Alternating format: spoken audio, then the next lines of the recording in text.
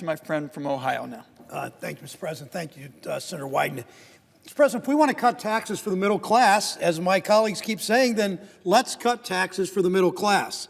Instead of giving the money to corporations and hoping it trickles down, let's cut out the middleman. Let's put the money directly in the pockets of working families. I'll say that again. Instead of giving the money to corporations and hoping it trickles down, cut out the middleman and put the money directly in the pockets of working families. I'll keep saying this because tax reform should be that simple. I spent the last 2 weeks, and in particular the past 2 days, working with Senators Rubio and Lee on a good faith effort to bring the child tax credit into this conversation. Their proposal, I don't believe their proposal goes far enough because it fails to index the CTC for inflation. It's temporary, and it continues. Remember, the tax cuts for individuals are temporary. The tax cuts for corporations are permanent. It continues to be tied only to payroll taxes. It ignores the burdens we place on working families. We can find trillions for corporations. This is all we can do for working families.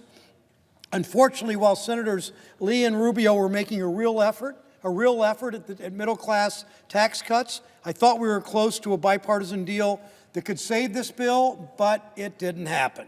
Republican leadership coming down the hall from Senator McConnell's office, down the hall, swooped in. They made it clear this bill is being written to benefit one class of people: corporations that ship jobs overseas and their CEOs.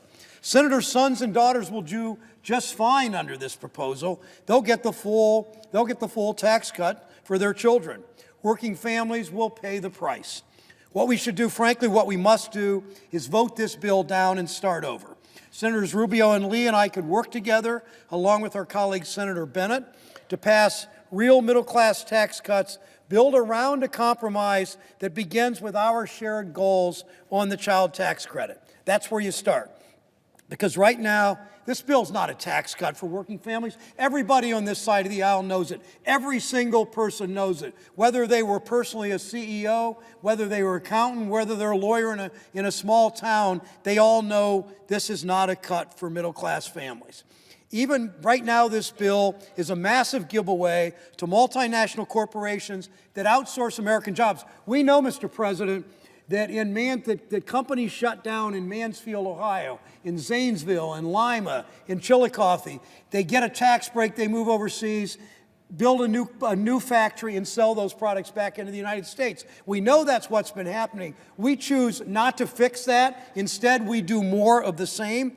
Even before you take into account the loss of health coverage for tens of millions of Americans, a full 62% of these tax cuts will go to the top 1% of households by the end of the decade. 62% of these tax cuts go to the top 1% of households.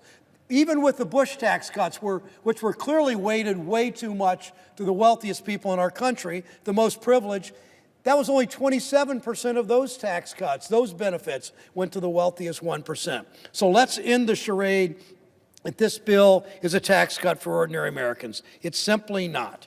Their CEO pals have let the cat out of the bag. Bloomberg reported this morning, quote, instead of hiring more workers, my friends on the other side of the aisle say you cut taxes on corporations, they'll raise wages, they'll hire more workers. Well, a bunch of CEOs said that instead of hiring more Bloomberg said instead of hiring more workers or raising their pay, companies say they'll first increase dividends or buy back their own shares. That's what they always do. They take the money for themselves. They take the money for stockholders. It's stock buybacks. It's more executive compensation. The corporate CEOs couldn't be clearer. They're keeping the money for themselves. It's not going into the pocket of workers. Again, Mr. President, take out the middleman. If you want to do tax cuts for the middle class, then do tax cuts for the middle class. If my colleagues mean what they say, if they want to cut taxes for the middle class, work with us bipartisanly on a good child tax credit that will really work for working families and cut taxes directly for the middle class.